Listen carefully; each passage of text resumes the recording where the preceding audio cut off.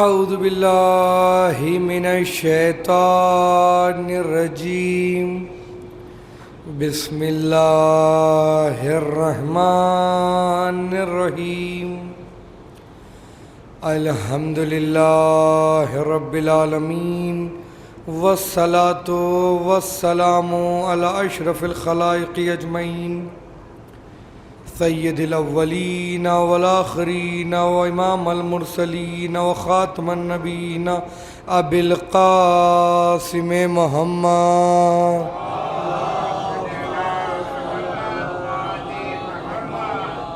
وعلی اہل بیتہ الطیبین الطاہرین المعصومین المظلومین واللعنۃ الدائمۃ علی اعداء الدین اجمعین اما بعد فقد قولہ الحق بالحق بسم اللہ الرحمن الرحیم یا ایہا الذین آمنوا اطیعوا اللہ واطیعوا الرسول واولی الامر منکم صلوات پڑھو محمد و آل محمد۔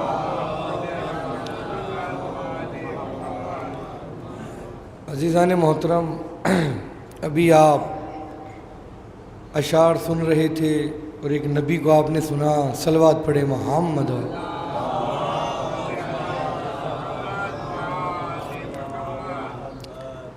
امام زمانہ کے حوالے سے ابھی جناب نبی صاحب نے ایک دو شعر پڑھے، اور چونکہ گفتگو بھی اولی الامر پہ ہو رہی ہے اور پہلے اولی الامر جناب امیر ہیں، آخری اولی الامر توجہ کیجیے گا امام مہدی ہیں، تو انشاءاللہ کوشش کی جائے گی کہ آج امام مہدی کے متعلق کچھ گفتگو کی جائے کہ ظہور کے بعد امام مہدی اپنی حکومت کس طرح سے نافذ کریں گے۔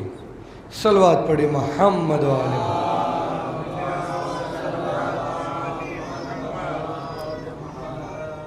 روایات میں نقل ہوا ہے، سب سے پہلے میں گزارش کروں گا کہ آگے تشریف لائیں اور تھوڑے تھوڑے آپ لوگ قریب آ جائیں، قریب آ جائیں، قریب آ کے بیٹھے، چونکہ اب لوگ آ جائیں گے 10 منٹ کے اندر اندر، پھر لوگ کھڑے رہتے ہیں، تھوڑے تھوڑے قریب ہو کے بیٹھیں، جو بزرگ ہیں وہ دیوار سے لگ کے بیٹھ جائیں، لیکن جو جوان ہیں وہ آگے آ جائیں، اب جو خود کو جوان سمجھتا ہے وہ آگے آ جائیں۔ ایک صلوات اور پڑھیں محمد و آل محمد۔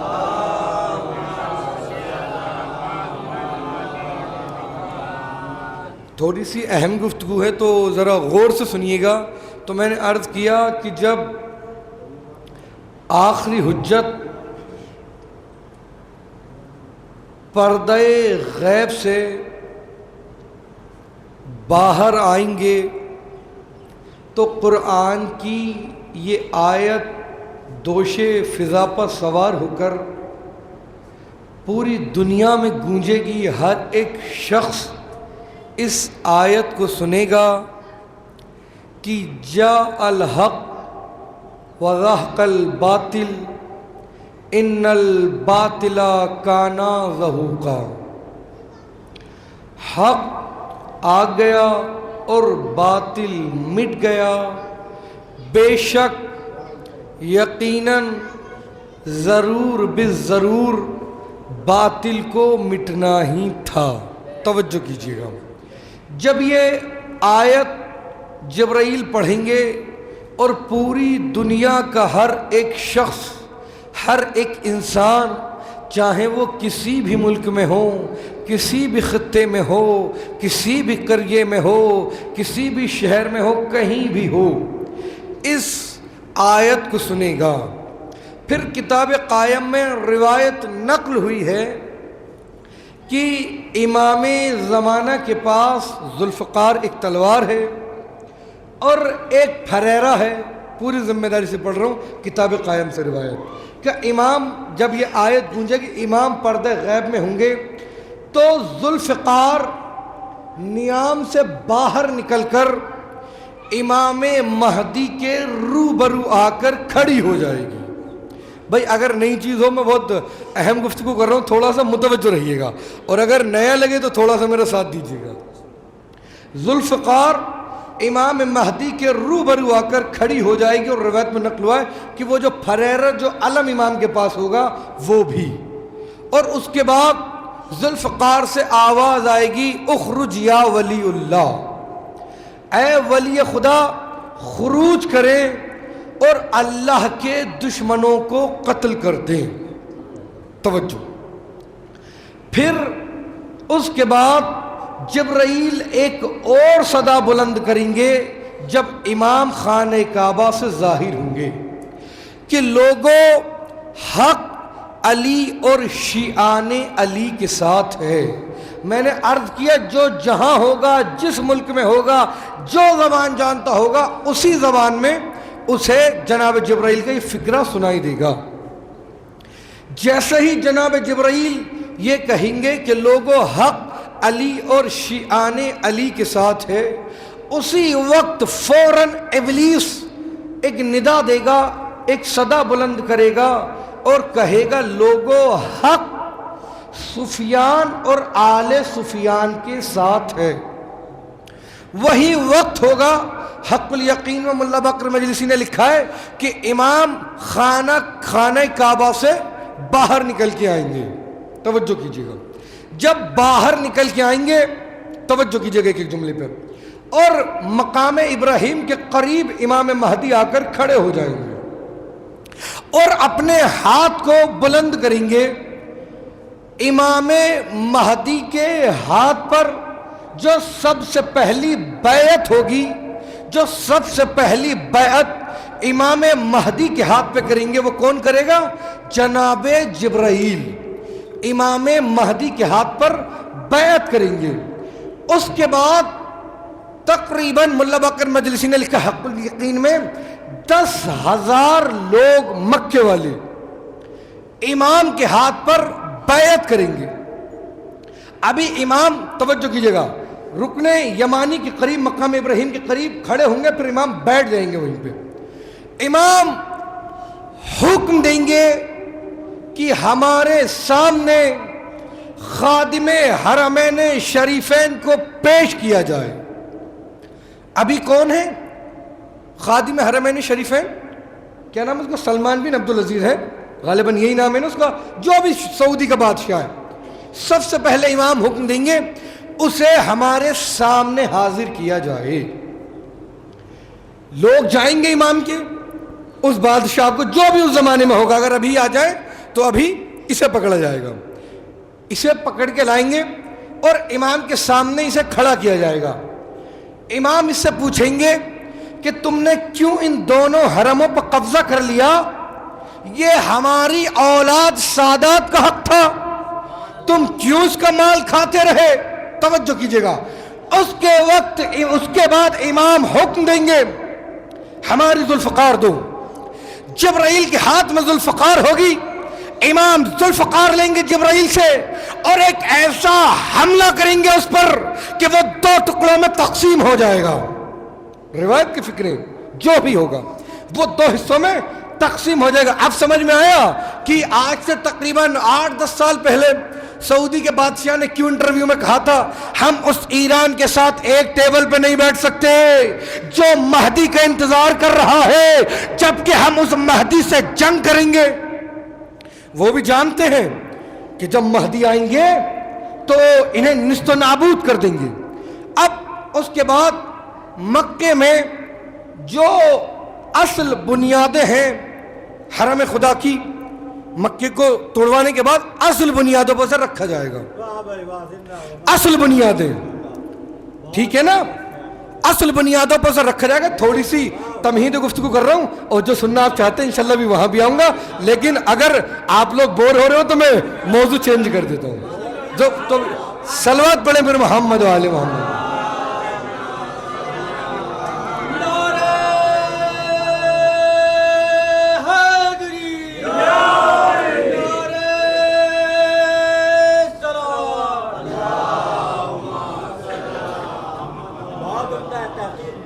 توجہ کیجیے گا، اس کے بعد خانہ کعبہ کی اصل بنیادیں رکھی جائیں گی۔ وہ شورٹ کر کے پڑھ رہا ہوں۔ ملا باقر مجلسی کہتے ہیں جب خانہ کعبہ میں امام کنٹرول کر لیں گے خانہ کعبہ کو، پورے شہر مکہ کو، مکے میں ایک شخص کو اپنا نائب بنا کے جائیں گے۔ کہتے ہیں جب امام مکے سے باہر نکلیں گے تو مکے میں کچھ منافقین اٹھیں گے اور امام کے نائب کو قتل کر دیں گے. 4 نائب کہتے امام پھر پلٹیں گے, پھر ایک شخص کو بنائیں گے ان لوگوں کو قتل کرنے کے بعد جنہوں نے اسے قتل کیا ہوگا. کہتے نکلیں گے, پھر کچھ دوری پہ پہنچیں گے, پھر خبر پہنچے گی کہ پھر نائب کو قتل کر دیا. روایت میں نقل ہوا کہ 4 امام کے جو نائب امام بنا کے جائیں گے انہیں قتل کر دیا جائے گا. اس کے بعد امام جتنے بھی منافقین ہوں گے ان کے گھروں سے نکال کے سب کو قتل کر دیں گے اور صرف مکے میں اس وقت مومنین باقی رہیں گے. اس کے بعد امام مکے سے چلیں گے مدینے کی طرف. تبھی مدینے کی طرف بڑھ رہا ہوگا سفیانی اپنا لشکر لے کر. بدا نامی مقام پر سفیانی کا لشکر زمین میں دھس جائے گا. 3 لوگ باقی بچیں گے اس کے لشکر کے. کس طریقے سے؟ اللہ ان کا منہ ٹیڑھا کر دے گا, ایسے نا یہ منہ پیچھے کی سائڈ ہو جائے گا تاکہ لوگوں کو معلوم ہو جائے. اب وہ تینوں لوگ تیزی سے مکے کے قریب, توجہ کیجیے گا, مکے اور مدینے کے درمیان میں پہنچیں گے, امام سے ملاقات کریں گے اور امام کو بتائیں گے کہ جو لشکر سفیانی کا آ رہا تھا وہ بیدا نامی مقام پر زمین میں دھس چکا, نیست و نابود ہو چکا. اب سنیے گا, جب مولا مدینے پہنچیں گے, روایت کے فکر کتاب قائم میں روایت نقلی 5ویں امام سے, لطف آئے گا, آپ سنیے گا.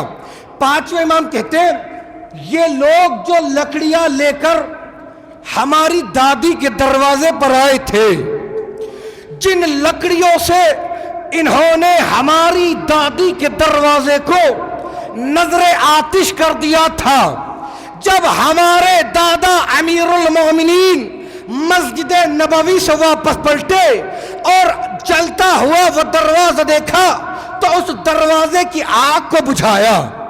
نہیں روایت ہوگی, توجہ کیجیے گا, اگر لطف ہے تو ذرا میرا ساتھ دیجیے گا.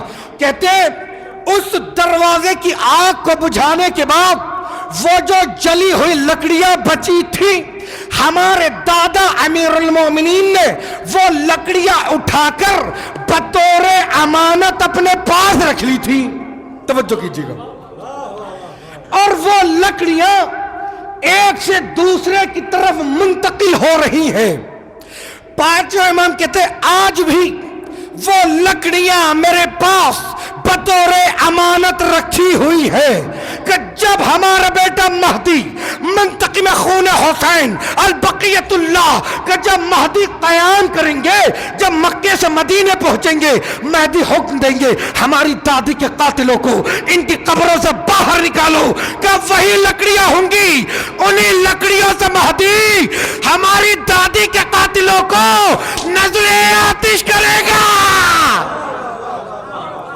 انہی لکڑیوں سے.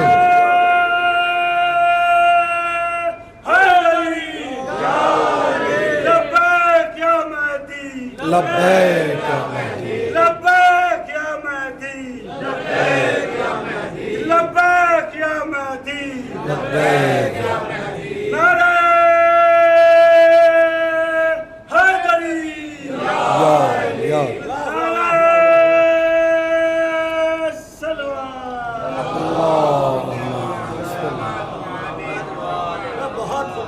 توجہ کیجئے, یہ کتاب قائم کی روایت ہے. اور جو حق الیقین اور بہار الانوار میں ملا باقر میں جس نے لکھا ہے وہ مشہور ہے کہ درخت والا ہے وہ لٹکانا اور وہ سوکھے درخت کا ہرا بھرا ہو جانا, وہ ایک الگ روایت ہے. اب سنیے گا, جب امام مدینے پہنچیں گے, میں پھر بار بار پوچھ رہا ہوں نکات والی چاہیے یا روزانہ تو سنی رہے, آج میں نے سوچا تھوڑی دیر 20-25 منٹ امام زمانہ کے حوالے سے کہ ظہور کے بعد امام کس طریقے سے انتقام لیں گے, تھوڑا سا, کیونکہ شاید کبھی پڑھا گیا ہو ممبر سے, بہت ہی کم پڑھا جاتا ہے. ٹھیک ہے, صلوات پڑھیں گے محمد و آل محمد. اب امام جب مدینے پہنچیں گے, مدینے میں پہنچنے کے بعد رجعت ہوگی. رجعت کسے کہتے ہیں؟ پلٹنے کو. رجعت پر چھٹے امام کہتے ہیں عقیدہ رکھنا ہر شیعہ کے لیے واجب ہے. رجعت پر عقیدہ رکھنا جیسے نماز پر, روزے پر, ولایت پر, توجہ کیجئے گا, عقیدہ واجب ہے نا. اسی طریقے سے رجعت پر بھی عقیدہ واجب ہے. رجعت کسے کہتے ہیں؟ پلٹنے کو. ارے نہیں پتہ، یعنی مردے قبروں سے اکھاڑے جائیں گے، مردے زندہ کیے جائیں گے. یہ ہے رجعت، پلٹائے جائیں گے. توجہ کیجیے گا، رجعت ہوگی، اچھے لوگ بھی آئیں گے اور برے لوگ بھی آئیں گے. حق الیقین میں ملا بکر مجلس نے لکھا ہے کہ بنت رسول بھی آئیں گی، رسول اللہ بھی آئیں گے، امیر المومنین بھی آئیں گے، امام حسین بھی آئیں گے، امام حسن بھی آئیں گے. یعنی 11 تک امام بھی آئیں گے، 12 امام وہاں موجود ہوں گے. اس کے بعد وہ لکھتے ہیں کہ بنت رسول ٹوٹی ہوئی پسلیوں کو لے کر حسرت بھری نگاہوں سے مہدی کی طرف دیکھ کر کہیں گی، مہدی انہوں نے مجھ پر بہت ظلم کیا، میری پسلیاں توڑ دی بیٹا. بیٹا میں نے تب بھی تمہیں آواز دی تھی. روایت کے فکریں کہتے اس کے بعد امام شہزادی کے قاتلوں کو ایک درخت سے لٹکوا دیں گے. وہ جو درخت ہوگا وہ سوکھا ہوگا، جیسے ہی انہیں لٹکایا جائے گا وہ ہرا بھرا ہو جائے گا. اب امام ہی کے لشکر میں سے کچھ لوگ امام کے مخالف آ کے کھڑے ہو جائیں گے اور کہیں گے یہ تو اچھے لوگ ہیں، بھئی سوکھا درخت معجزہ ہو گیا ہے، ہرا بھرا ہو گیا، بھئی امتحان کا وقت ہوگا. وہ امام کے مقابلے پا کے کھڑے ہو جائیں گے. امام حکم دیں گے انہیں بھی قتل کر دو. توجہ کیجیے گا. دیکھ ایک بات اور میں یہاں پر عرض کر دوں، امام کے پاس تابوت ہے جسے کہتے ہیں تابوت سکینہ. سورہ بقرہ میں اس کا تفصیل سے ذکر ہوا ہے. یعنی جناب ابراہیم کا پٹکا ہے، اس میں رسول اللہ کا امامہ ہے، رسول اللہ کی ابا ہے. وہ قرآن بھی ہے جو امیر المومنین نے جمع کی تھی، ٹھیک ہے، ذوالفقار بھی اسی میں. توجہ کیجئے گا. آخر یہ تابوت سکینہ ہے کیا؟ تابوت سکینہ وہ تابوت ہے کہ جب بنی اسرائیل کسی سے جنگ کرتے تھے تو تابوت سکینہ کو سورہ بقرہ میں ترجمے میں جا کے پڑھیے گا اور حاشیہ پڑھیے گا، یہ پورا سب کچھ آپ کو مل جائے گا سورہ بقرہ میں. سنیے گا. وہ کہتے ہیں، لکھتے ہیں قرآن میں بھی ہے کہ تابوت سکینہ وہ تابوت ہے کہ جب بنی اسرائیل کسی سے جنگ کرتے تھے تو تابوت سکینہ کا وہ بہت احترام کرتے تھے اور تابوت سکینہ کو آگے آگے رکھتے تھے. صلوات پڑھے محمد و آل محمد.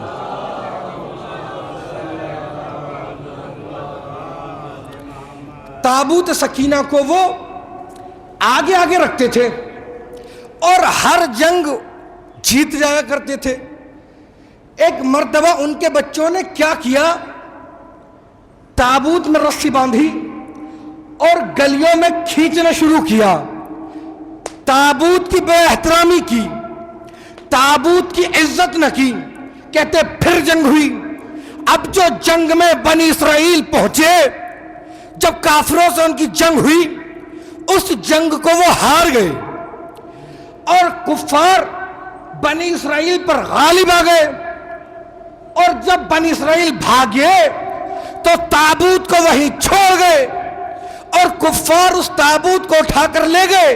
بے روایت کے فکرے قرآن کے ترجمے میں جا کے پڑھ لیجئے گا. کہتے جب وہ لے کر گئے نا اس تابوت کو، جو ہی انہوں نے اس تابوت کو اپنے بت خانے میں رکھا، سارے بت گر کر ٹوٹ گئے.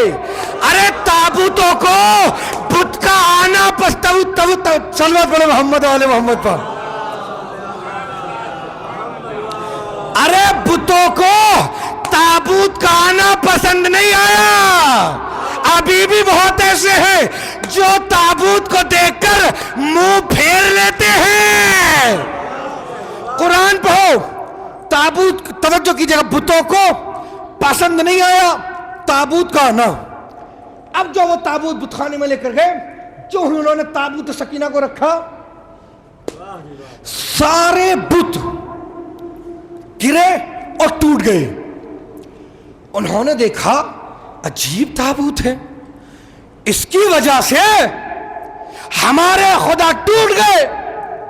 انہیں غصہ آیا، انہوں نے تابوت کو اٹھایا اور اٹھا کے بت خانے کے باہر جا کر پھینک دیا۔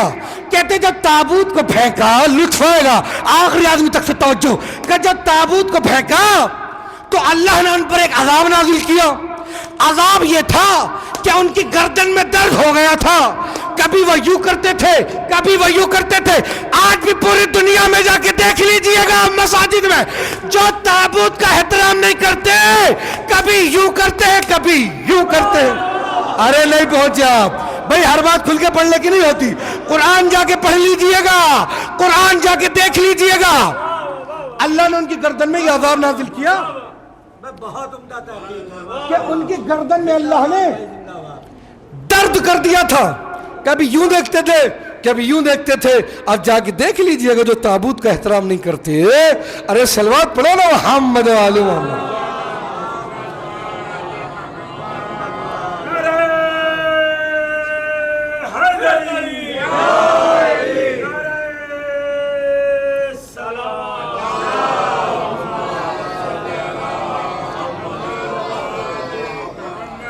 اب سنیے گا، امام تابوت سکینہ امام کے ساتھ ہے، ذوالفقار امام کے ساتھ ہے، سارے تبرکات امام کے پاس ہیں۔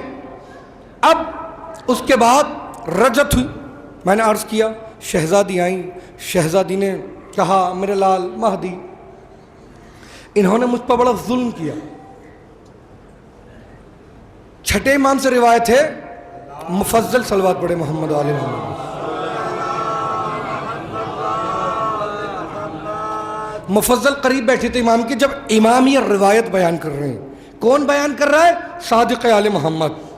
کہتے ہیں انہیں جب درخت سے لٹکایا اور ان لکڑیوں کے ذریعے جب نظر آتش کر دیا تو مفضل نے پوچھا مولا باس یہی ان کی سزا تھی؟ امام نے کہا نہیں، امام نے کہا سنو، روزانہ جناب سیدہ کے قاتلوں کو 70,000 مرتبہ نظر آتش کرے گا ہمارا بیٹا۔ ایک بار زندہ کرے گا، پھر نظر آتش کرے گا، پھر زندہ کرے گا، پھر نظر آتش کرے گا۔ روایت کی فکریں پھر اس کے بعد جب مدینے میں اور بھی امام حکم دیں گے اچھا دیکھو بھائی میں بہت شارٹ میں پڑھوں گا، جو سمجھ جائے وہ بولیے گا، جو نہ سمجھے وہ نہ بولیے گا، میں کھل کے تو نہیں بول سکتا۔ امام کچھ لوگوں تو کہیں گے آؤ یہاں، اچھا دیکھو کسی زمانے میں فلاں عمارت کے نیچے ایک چونے کا کنواں بھی تھا۔ ارے نہیں پہنچے آپ، ایک چونے کا کنواں بھی تھا، وہاں بھی ایک ہماری دشمن ہے، اسے بھی لے کر آؤ، اس پہ بھی درے بارہا، میں بہت کھل کے نہیں پڑھ رہا ہوں، اس پہ بھی حد جاری ہوگی۔ امام کہیں گے وہاں جاؤ، کسی زمانے میں وہاں سامنے یہودیوں کا قبرستان تھا، بھائی میں نے کل بھی پڑھا تھا اس کے حوالے سے، اسے بھی لے کر آؤ، اس پہ بھی حد جاری ہوگی۔ باب میں بہت شارٹ کر کے پڑھ رہا ہوں۔ اب اس کے بعد امام اٹھیں گے وہاں سے اور نجف اشرف کی طرف چلیں گے۔ توجہ، ایک صلوات پڑھیں محمد والا۔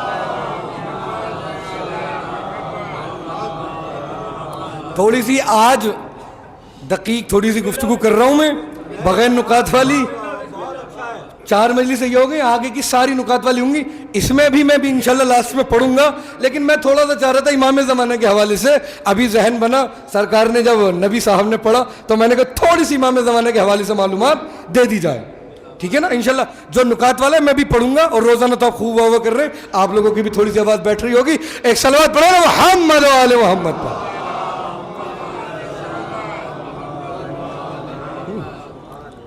توجہ، اب امام جب نجف شرف کی طرف چلیں گے، پیام آزمیوں سے شاعری میں ڈھالا ہے کہ علی کہیں گے نجف سے کہ مرحبا بیٹا، تیرے نثار تیری جنگ پر فدا بیٹا، نکال لے دل حیدر کا حوصلہ بیٹا، بچے نہ آج کوئی بانیے جفا بیٹا، ارے میں حد صبر میں تھا، کارزار تیری ہے مجھے ملی تھی مگر ذوالفقار، مجھے ملی تھی مگر ذوالفقار تیری ہے۔ جب مدینے میں پہنچیں گے اسے بھی شاعری میں ڈھالا نا پیام آزمی نے، وہ آپس میں باتیں کر رہے ہوں گے دائیں بائیں یمین و یسار. علی کی تیغ ہے پھر بے نیام بھاگ چلو, جگہ حرم میں نہیں, حرم کہتے ہیں نا رسول اللہ کے روزے کو, جگہ حرم میں نہیں سوئے شام بھاگ چلو, اجل کو یاد ہے ہم سب کے نام بھاگ چلو, کہ بھاگنا ہی تو ہے اپنا کام بھاگ چلو, اما نہیں ہے کئی کارزار ہستی میں, اور کچھار چھوڑ کے شیر آ گیا ہے بستی میں,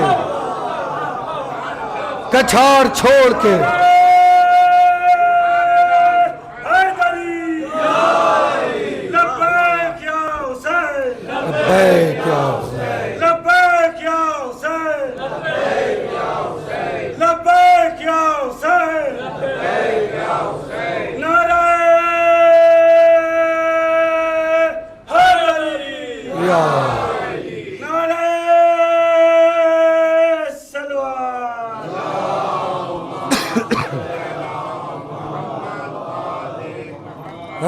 کوئی کہے گا نبی کے دیار سے بھاگو, کوئی کہے گا نکل کر مزار سے بھاگو. توجہ کیجیے گا, تو وہ کہیں گے کہ جگہ حرم میں نہیں سوئے شام بھاگ چلو, لیکن مہدی شام میں بھی رہیں گے. میں بھی عرض کروں گا صلوات پڑھیں گا محمد و آل محمد کا.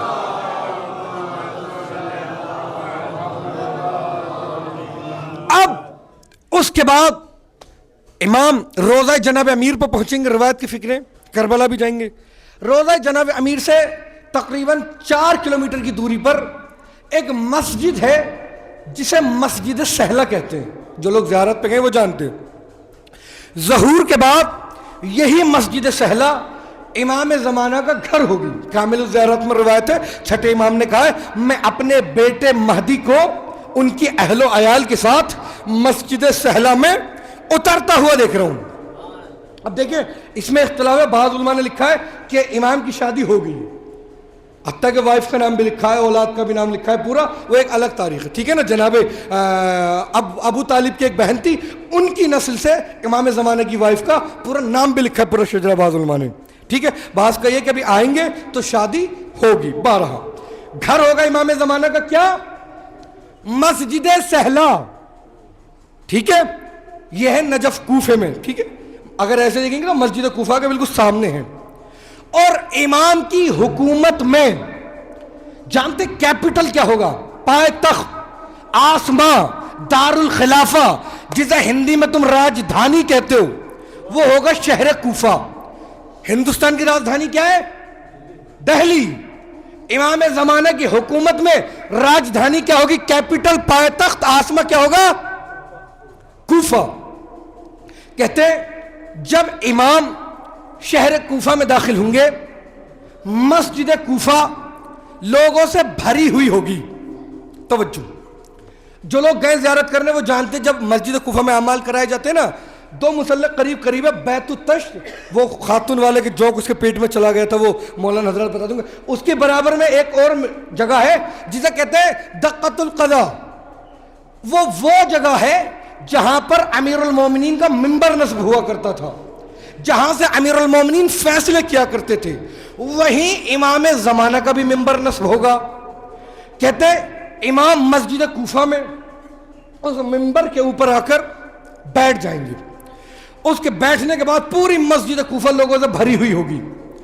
امام زمین کی طرف اشارہ کریں گے تو زمین سے سونا, چاندی, ہیرے, موتی, جواہرات نکلنا شروع ہو جائیں گے.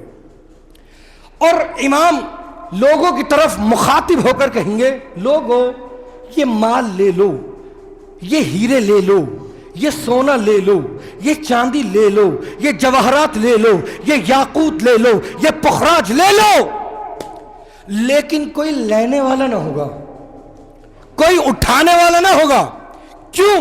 کہ اس لیے کہ جب امام زمانہ کی حکومت ہوگی, یہ ڈالر, دینار, یورو, فرینک, پاؤنڈ, روپیہ, پیسہ, یہ جتنی بھی کرنسیاں ہیں ساری کرنسیاں بند ہو جائیں گی. امام مہدی کی آگ, ہوا, پانی, مٹی, بھائی 3 کا انکار نہیں کیا, 1 کا انکار کیا ابلیس نے. ارے نہیں پہنچے آپ بھائی, 3 کا انکار نہیں کیا. آگ, ہوا, پانی, مٹی, ایک کا انکار کیا، تین کا انکار نہیں کیا. توجہ کیجئے گا، تراب کا انکار کیا. ارے جو تراب کا انکار کرے وہ شیطان، تو جو ابو تراب کا انکار کرے ہے، جو تراب کا انکار کرے وہ شیطان، جو ابو تراب کا انکار کرے. ہم مکے میں جاتے ہیں، ابھی حج تھا نا، مکے میں 3 کو پتھر مارے جاتے ہیں، ایک پتھر کو چوما جاتا ہے. ارے نہیں پہنچے آپ. بڑا شیطان، مجلا شیطان، چھوٹا شیطان. ارے بھائی حج پہ گئے ہوئے لوگ بیٹھے ہوئے ہیں نا، ہے 3 شیطانوں کو پتھر مارے جاتے ہیں، ایک پتھر کو چوما جاتا ہے. بھائی حج میں 3 کو مارا جاتا ہے، ایک کو چوما جاتا ہے.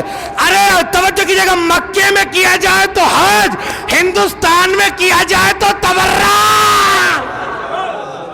ہے. مکے میں 3 کو مارا جاتا ہے، ایک کو چوما جاتا ہے. وہاں کریں تو حج، یہاں کریں تو تبرع. صلوات پڑھے محمد و آل محمد.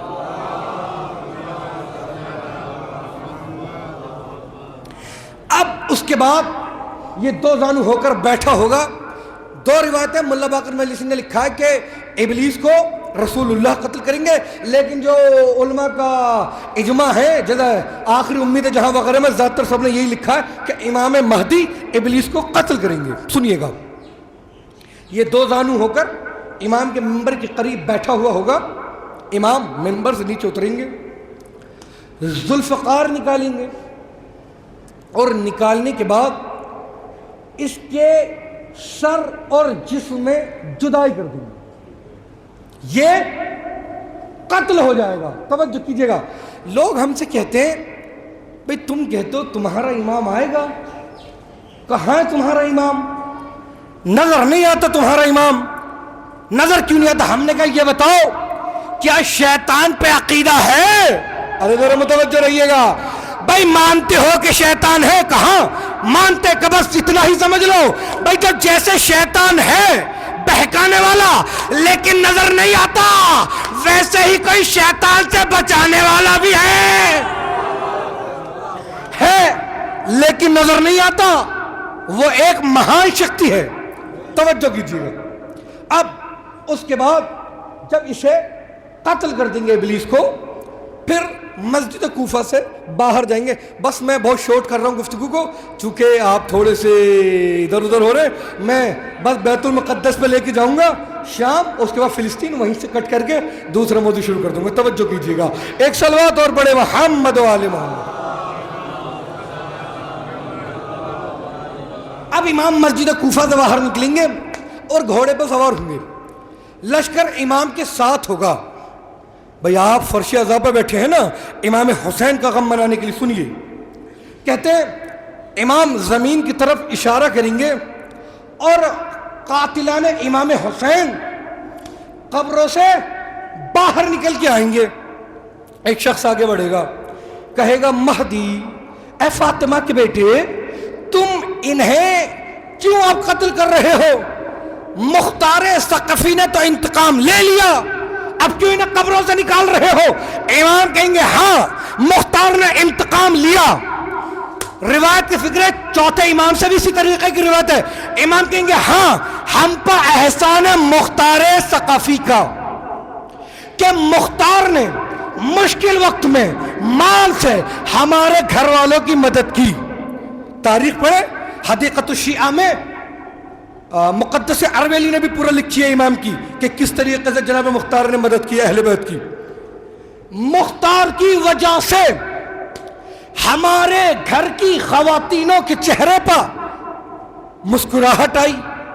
امام نے کہا ہاں ہم پر احسان مختار کا، لیکن سنو تم کہتے ہو کہ مختار نے انتقام لے لیا، ہاں لے لیا، لیکن سنو اگر پوری کائنات کو 70,000 مرتبہ قتل کیا جائے، پھر زندہ کیا جائے، پھر قتل کیا جائے، پھر نظر آتش کرنے کے بعد پوری کائنات کی راہ صحراؤں میں دریاؤں میں بہا دی جائے، تب بھی ہمارے دادا حسین کے خون کے ایک قطرے کا انتقام پورا نہیں. یہ عظمت ہے امام حسین کی. اور کامل الزیارات میں امام زین العابدین نے جانتے کیا کہا ہے؟ یہ تو خون کا قطرہ ہے اس روایت میں. امام زین العابدین کہتے ہیں جو اضافی ناخون ہم کاٹ کے پھینک دیتے ہیں نا. چوتھے امام کہتے ہیں کامل الزیارات میں اگر پوری کائنات کو 70,000 مرتبہ قتل کر دیا جائے, پھر زندہ کیا جائے, پھر قتل کیا جائے, پھر پوری کائنات میں آگ لگانے کے بعد ان کی راہ کو صحراؤں میں دریاؤں میں بہا بھی دیا جائے, تب بھی ہمارے بابا حسین کے اضافی ناخون کا انتقام پورا نہیں ہو سکتا جس ناخون کو ہم کاٹ کے پھینک دیتے ہیں. یہ عظمت امام حسین کی. لوگ کہتے ہیں کب تک روتے رہیے گا, کب تک محرم مناتے رہیے گا. اب سنیے, اور اس کے بعد امام کوفے میں, میں بہت ہی شارٹ کر کے پڑھ رہا ہوں ورنہ 5 مجلسیں جو نا صرف اسی پہ پڑھی جا سکتی ہیں. ایک صلوات اور پڑھے محمد و آل محمد.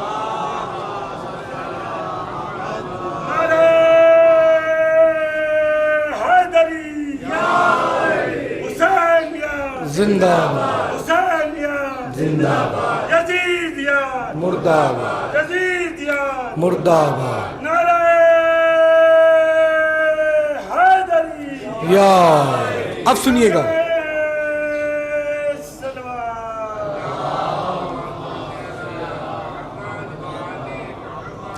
سنیے گا. اب بہت شارٹ کر رہا ہوں بس اس لیے کہ 45 منٹ ہو چکی ہیں, پھر مجھے ایک خاص واقعہ پڑھنا, پھر مصائب بھی پڑھنے اور جلوس بھی. سنیے گا. اب اس کے بعد امام کوفے سے نکلیں گے اور شام کی طرف جائیں گے. شام اور فلسطین پہلے ملے ہوئے تھے دونوں.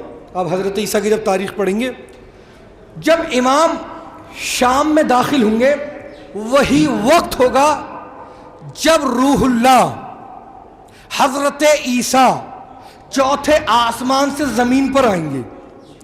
روایت میں نقل ہوا ہے حضرت عیسیٰ نے لال کلر کے کپڑے پہنے ہوئے ہوں گے. جب امام کا ظہور ہوگا, امام کی عمر کتنی ہوگی؟ 40 سال. کتنی عمر ہوگی؟ 40 سال. آج کے زمانے کے 27-28 سال کے لڑکے کی طرح جتنی عمر میری ہے, کیونکہ اب عمریں کم ہوتی ہیں نا. جیسا آج کے زمانے کا 27-28 سال کا جوان نظر آتا ہے, اتنے ایک جوان لڑکے کی طرح ہوں گے امام. توجہ کیجیے گا. حضرت عیسیٰ جب چوتھے آسمان سے آئیں گے, کہتے لمبے لمبے بال ہوں گے. پوری روایت پوری ذمہ داری سے پڑھ لو, تاریخ پڑھ لو آپ کے سامنے. لمبے لمبے بال ہوں گے حضرت عیسیٰ کے. بالوں میں اور امام کے متعلق بھی یہی ہے روایت میں کہ امام کے بال بھی کیا کہتے ہیں, یہ یہاں تک پڑے ہوں گے 12. ٹھیک ہے نا. آپ سنیے گا. حضرت عیسیٰ کے بالوں میں پانی پڑا ہوا ہوگا, ریڈ کلر کے کپڑے پہنے ہوئے ہوں گے. حضرت عیسیٰ امام زمانہ کے ساتھ ساتھ شہر دمشق میں داخل ہوں گے. فقیر شام کو اس کی قبر سے اٹھائیں گے, اور اٹھانے کے بعد اور اس کے بیٹے کو یزید کو ان کی قبر سے اٹھانے کے بعد دونوں کو انہیں نظر آتش کریں گے. بہت شارٹ کر کے پڑھ رہا ہوں. اس کے بعد امام شام میں جتنے بھی امام حسین کے قاتل تھے سب کو نکالنے کے بعد ان پہ حد جاری کریں گے. پھر وہاں سے امام چلیں گے فلسطین کی طرف. امام کا جو ہدف ہے سب سے پہلا وہ ہے قبلہ اول کو آزاد کرانا, بیت المقدس کو. جب امام فلسطین میں داخل ہوں گے تو یہودی امام کے مقابلے پائیں گے جنگ کرنے کے لیے. وہی امام مہدی کے متعلق اہل سنت کا بھی وہی عقیدہ جو ہمارا ہے, بس فرق کتنا ہے, اہل سنت برادران کہتے ہیں ابھی وہ پیدا ہوں گے, ہم کہتے ہیں پیدا ہو چکے. ان کا بھی یہی ہے. ٹھیک ہے نا. آپ سنیے گا. جب فلسطین پہنچیں گے, ایک ہے اگر جو لوگ پڑھے لکھے وہ جانتے ہوں گے دیوار گریا, جسے ہیکل سلیمانی کہتے ہیں. اگر ویڈیو میں دیکھو ایک دیوار یہودی پرچی وغیرہ لکھ کے اس دیوار کے اندر ڈالتے روتے کھڑے ہو کے, اگر منت مانگتے ہیں اپنی مرادیں. بیت المقدس کے قریبی ہے. کہتے ہیں یہودیوں کا لشکر آئے گا امام کے مقابلے پر. امام اس دیوار گریا سے اپنا پیر لگا کے کھڑے ہوئے ہوں گے. اس کے بعد یہودی امام کے لشکر میں حملہ کریں گے, لیکن ذوالفقار کے سامنے رکنے کی کس کی ہمت. پانچویں امام نے کہا ہے نا کہ اتنا خون بہائے گا مہدی, لوگ کہیں گے یہ تو اہل بیت میں سے ہی نہیں ہے. کیوں؟ اس لیے کہ امام سے پوچھا کیوں اتنا خون بہائیں گے. امام نے کہا اگر مہدی انہیں نہ ماریں گے تو وہ مہدی کو قتل کر دیں گے، جس طریقے سے کیا گیا سب کو۔ ایک صلوات پڑھے محمد علیہ۔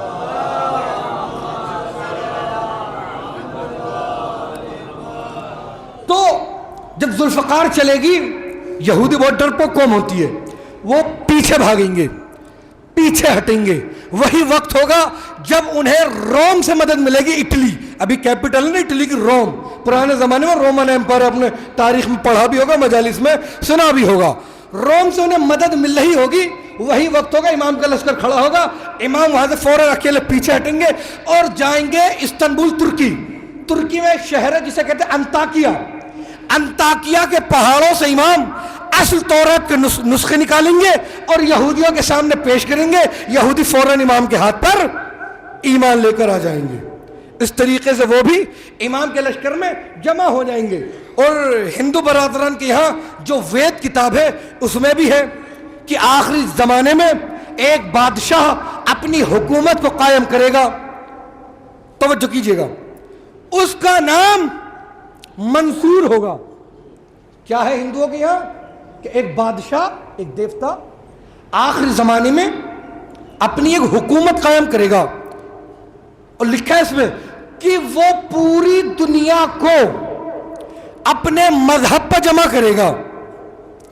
ایشور سے وہ جو چاہے گا ایشور اسے عطا کرے گا، اس کا نام منصور ہوگا۔ اب ذرا زیارت عاشورہ پڑھیے، اس میں امام مہدی کا کیا نام ہے؟ منصور۔ دعائے ندوہ میں پڑھی آئینہ منصور، اس میں بھی امام مہدی کا نام منصور ہے۔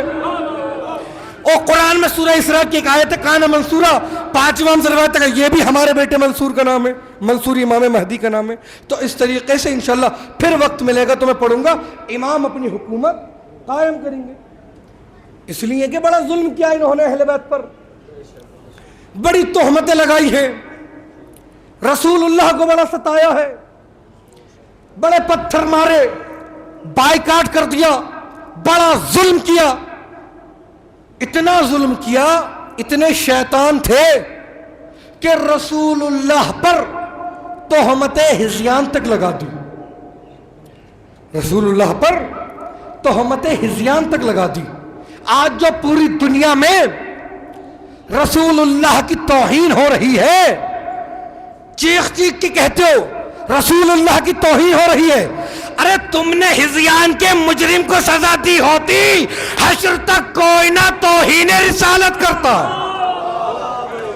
بھائی امام مسلم نے لکھا ہے، امام بخاری نے لکھا ہے، ایک شخص نے کہا تھا انا نبی اللہ لا یحجر، امام بخاری نے بھی لکھا ہے اپنی صحیح میں، امام مسلم نے بھی لکھا ہے کہ ایک شخص نے کہا تھا جب نبی اللہ نے کہا اے تو نبی دواتن کتفن اکتب لا کتاب لا تظل کتاب بعدی ابدا، کچھ اس طریقے سے عبارت ہے کہ کاغذ اور قلم مجھے دے دو تاکہ میں تحریر لکھ دوں، تم میرے بعد گمراہ نہ ہو۔ کون تھا وہ جس نے کہا تھا انا نبی اللہ لا یحجر، اللہ کے نبی تو ہذیان بک رہے ہیں، نعوذ باللہ۔ یہی رسول کی اور یہ ہذیان کا پروپیگنڈا اتنا بڑا کیا گیا۔ علی فی تاریخ کتاب میں روایت نقل ہوئی ہے کہ جب رسول اللہ دنیا سے رخصت ہوئے تو اب لطف آئے گا، اب آپ کے مزاج کا پڑھ لو، ابھی تک تاریخ تھی، اب سنیے خطابت۔ کہتے ہیں ایک یونان کا بہت بڑا حکیم مدینے آیا، اس نے مدینے میں آ کر مدینے والوں سے پوچھا لوگو محمد کہاں ہیں؟ لوگوں نے کہا بھئی وہ تو پردہ کر گئے، دنیا سے رخصت ہو گئے، چلے گئے۔ اس نے کہا اچھا، لوگوں نے کہا بھئی تم کیوں آئے ہو، کیا ہوا؟ اس نے کہا میں یونان کا بہت بڑا حکیم ہوں، میں نے یونان میں سنا تھا کہ محمد کو بخار ہو گیا تھا اور بخار کا اثر ان کے دماغ پر پڑا اور انہیں ہو گیا تھا ہذیان، اور انہوں نے حالت ہذیان میں نبوت کا دعویٰ کر دیا۔ بھائی جملہ کہنے جا رہا ہوں، آخری آدمی تک سے توجہ، وارے مسلمان کیا کہنا تیری ذہنیت کا؟ ارے ہذیان کی خبر یونان تک پہنچا دی، غدیر کی خبر مسلمان تک نہ پہنچائی۔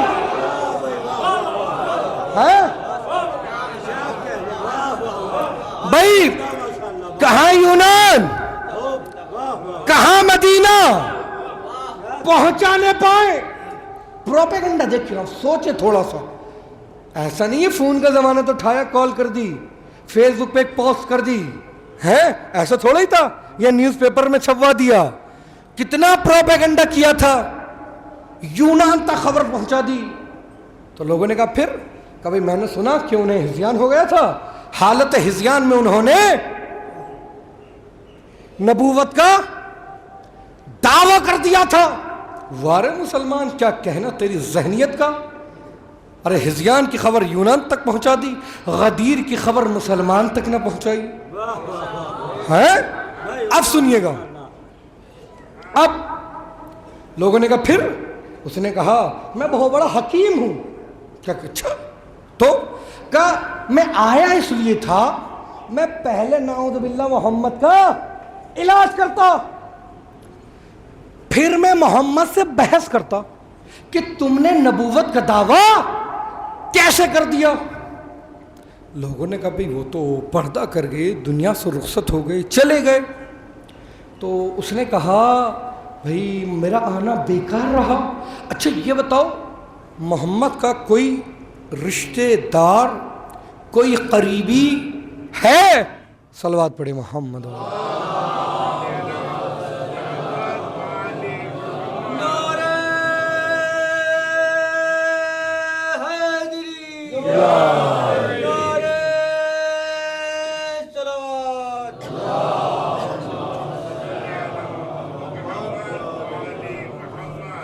بس اس واقعے کے بعد ربط مصائب، اس لیے کہ 55 منٹ ہو چکی ہیں. ایک صلوات اور پڑھے محمد و آل محمد.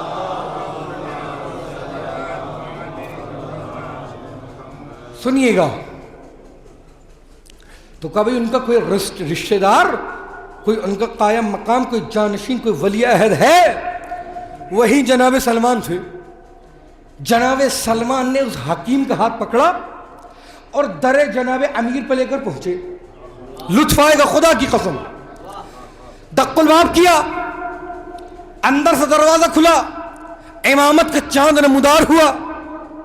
حکیم نے امام کے چہرے کی زیارت کی اور امام نے کہا کیا ہوا سلمان؟ سلمان فارسی رسول اللہ کے سب سے بڑے صحابی کا نام ہے. انشاءاللہ میں حضرت عباس کی مجلس میں بتاؤں گا جناب سلمان کا مقام و مرتبہ. سب سے بڑا صحابی جس نے سب سے زیادہ قربانی دی، سب سے زیادہ مخلص، سب سے زیادہ رسول کا قریبی، وہ جناب سلمان. میں انشاءاللہ حضرت عباس کی 8 تاریخ کو شاید ہوگی تو میں اس میں پڑھوں گا حضرت عباس اور جناب سلمان کا کر کے. سنیے گا. مولا نے کہا سلمان کیا ہوا؟ کہ مولا یہ حکیم ہے، اچھی طریقے کی باتیں کر رہا ہے. مولا نے کہا کیا کہتا ہے؟ کہ یوں کہتا ہے میں بہت بڑا حکیم ہوں اور میں پہلے محمد کا علاج کرتا پھر محمد سے بحث کرتا. مولا نے کہا بھئی تم علاج کیسے کرتے؟ اس نے کہا میرے پاس ایسی دوائی ہے کہ اگر صحیح الدماغ کھائے تو مجنوں ہو جائے، مجنوں کھائے تو صحیح الدماغ ہو جائے، صحیح کھائے پاگل ہو جائے، پاگل کھائے تو صحیح ہو جائے. بھائی آج مائک بالکل بھی ساتھ نہیں دے رہا، کل انشاءاللہ صحیح کر دیجیے گا. ایک صلوات اور بڑے محمد و آل محمد. مولا نے کہا اچھا کہاں؟ سنیے گا، لطف آئے گا، جملوں کی قدر کیجیے گا. مولا نے کہا کیا کبھی تیری اس دوائی نے تجھے دھوکہ تو نہیں دیا؟ اس نے کہا تھا صحیح کھائے تو پاگل ہو جائے، پاگل کھائے تو صحیح ہو جائے. مولا نے کہا کبھی تیری اس دوائی نے تجھے دھوکہ تو نہیں دیا؟ اس نے کہا نہیں ہے علی، 1000 مرتبہ میں نے اسے آزمایا، اس نے کبھی مجھے دھوکہ نہیں دیا. مولا نے اپنا ید مبارک آگے کیا، لاؤ ہمیں دو. اس نے دوائی مولا کو دی، مولا نے اپنے دہنے مبارک میں دوائی ڈالی. اب جو مولا نے دوائی وہ کھائی، حکیم نے کہا اے علی یہ تم نے کیا کیا؟ ابھی تمہارا چہرہ زرد ہونے لگے گا، ابھی تمہارے پیر کپ کپانے لگیں گے، ابھی تمہیں پسینہ آنے لگے گا. اب اس وقت حکیم کو آئینہ دکھاتا کون؟ کہہ علی سے رہا تھا ہوا جا رہا تھا خود. ارے ذرا متوجہ رہیے. کہہ علی سے رہا تھا ہوا جا رہا تھا خود.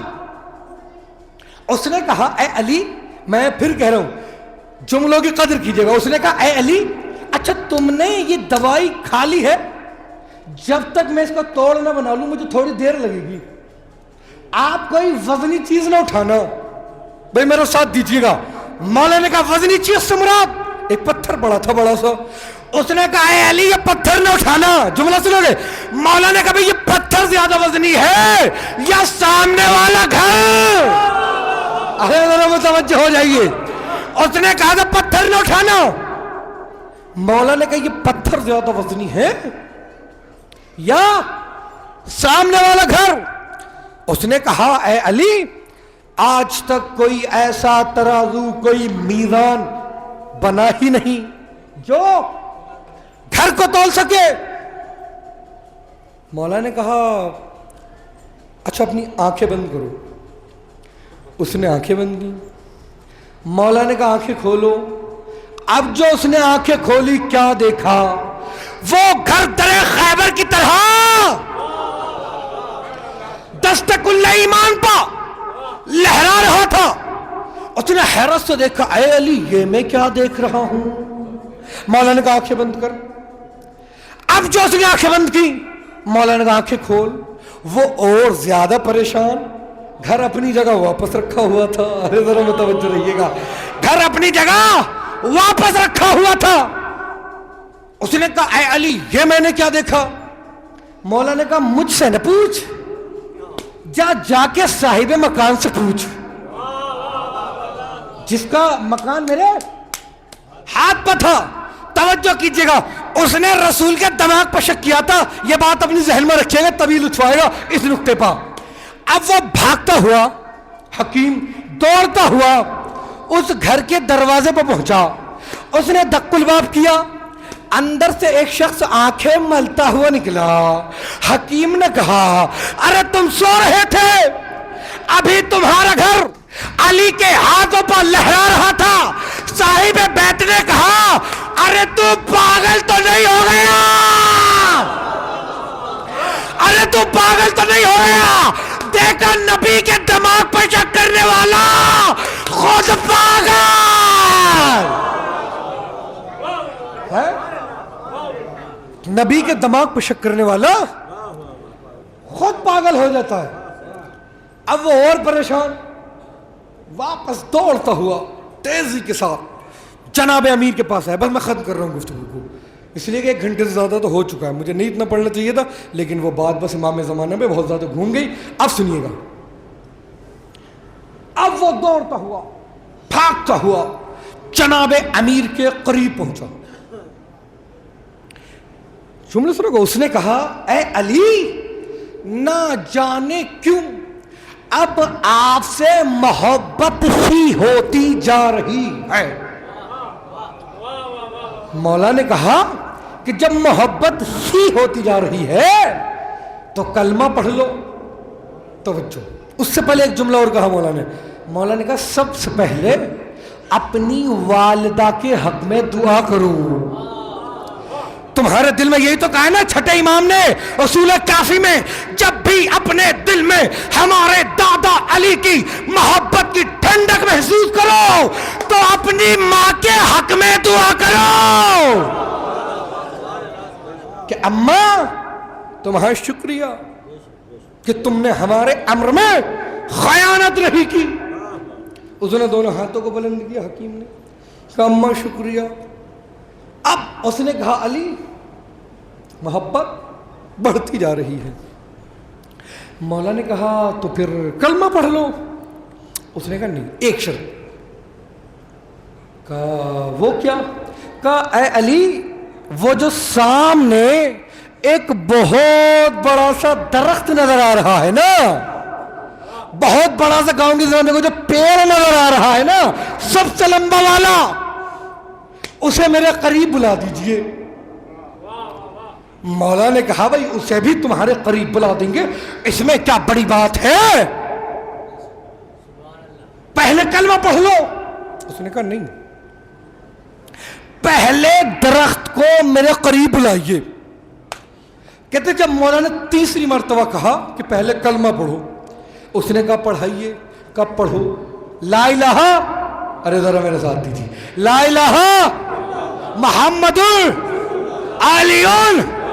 اس نے کہا اے علی, جملے سنیے گا لطف آئے گا, اس نے کہا اے علی اب درخت کو میرے قریب بلا دیجئے. مولا نے کہا جب تیرے دل میں ہماری محبت, ہماری ولایت, ہماری معرفت آ گئی ہے تو خود ہی اشارہ کر کے دیکھ. ارے بھائی آخری آدمی تک سے توجہ, تھوڑا متوجہ رہیے. کہا خود ہی اشارہ کر کے دیکھ. تاریخ میں لکھا ہے حکیم نے اشارہ کیا, درخت اپنے سر کو جھکاتا ہوا حکیم کے قدموں تک چلا گیا. حیرت کی بات نہیں, علی کی ولایت کی بات, علی کی قوت کی بات, علی کی طاقت کی بات, علی کے جذبے کی بات. ارے چند لمحوں کا رافضی, نیا نیا رافضی اگر اشارہ کرے تو درخت اپنی جگہ چھوڑ دے. حیرت کی بات نہیں, علی کی ولایت کی بات. اگر میرا مولا دو انگلیوں کا اشارہ کرے اور سورج مغرب سے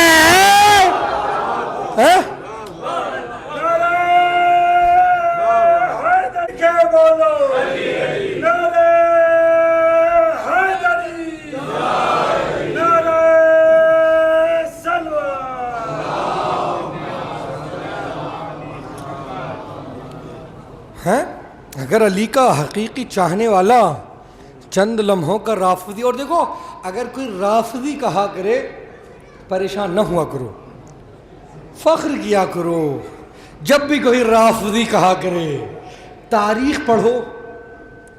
جو لوگ جو جادوگر تھے نا فرعون کے دربار میں, جنہوں نے فرعون کو چھوڑ دیا اور موسیٰ پہ ایمان لے آئے, فرعون نے انہیں کہا تھا رافضی.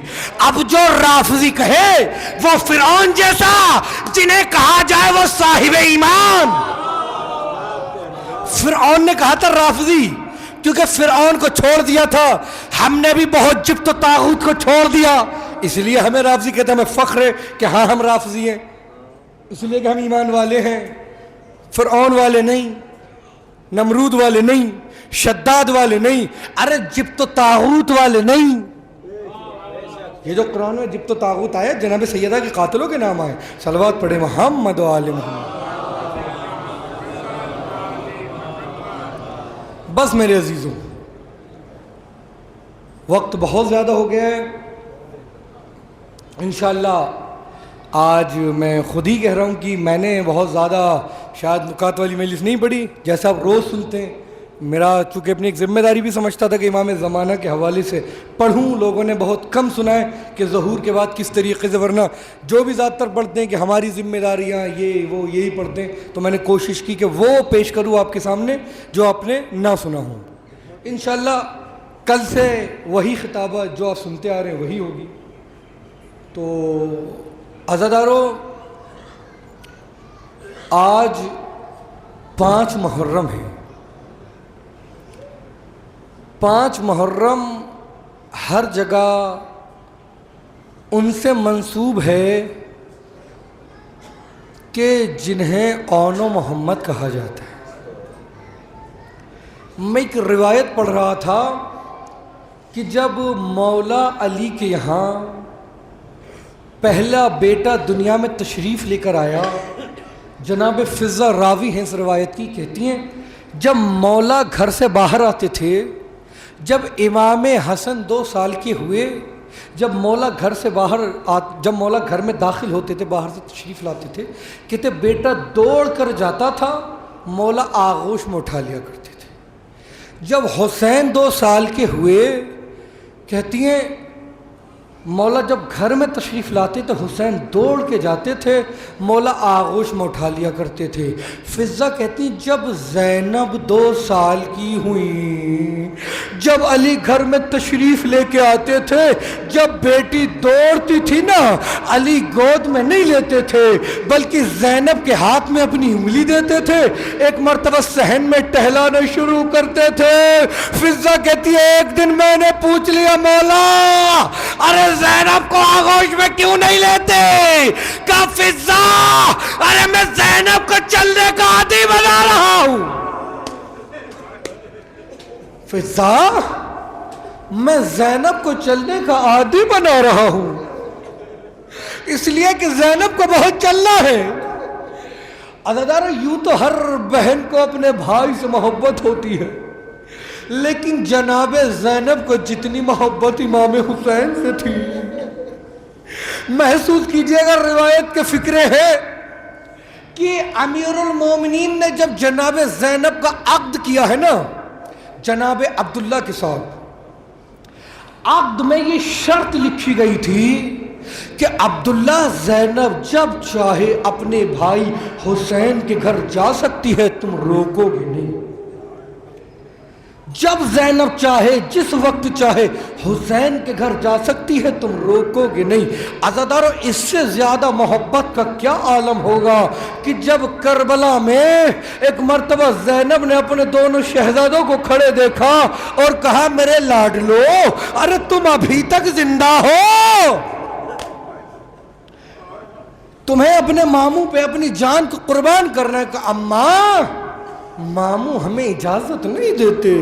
روایت کہتی ہے جناب زینب دونوں شہزادوں کو لے کر امام حسین کے قریب پہنچی کہ بھیا ارے میرے یہ دو بیٹے ہیں جو میں آپ پہ قربان کرنا چاہتی ہوں, بھیا میری اس قربانی کو قبول کر لیجئے.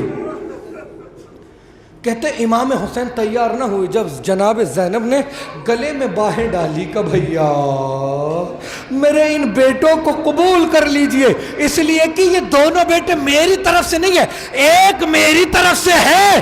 ارے جب میں مدینے سے چلی تھی عبداللہ نے کہا تھا زینب اگر ان کو اپنی طرف سے قربان کرنا تو محمد کو میری طرف سے آقا حسین پر قربان کر دینا. کہتے حسین نے اجازت دی, ننے ننے بچے تو کچھ زیادہ عمر نہیں تھی. کہتے دونوں گھوڑے پر بیٹھے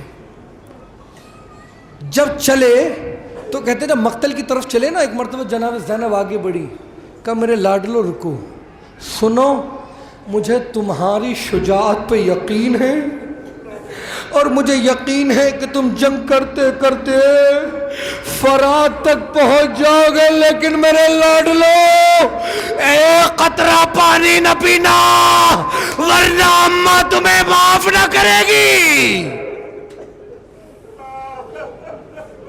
مقتل خوارزمی میں نقل ہوا کہ جب چلے ہیں نا دونوں بھائی کہتے ہیں محمد نے 3 گھوڑے سواروں کو اور 17 پیادوں کو جب واصل جہنم کر دیا کہتے ایک ظالم نے ایسا گرز محمد کے سر پہ مارا کہ اسی وقت محمد کی روح محمد کے جسم سے پرواز کر گئی. کہتے آن جنگ کرتے کرتے کرتے کرتے فرات کے کنارے پہنچ گئے.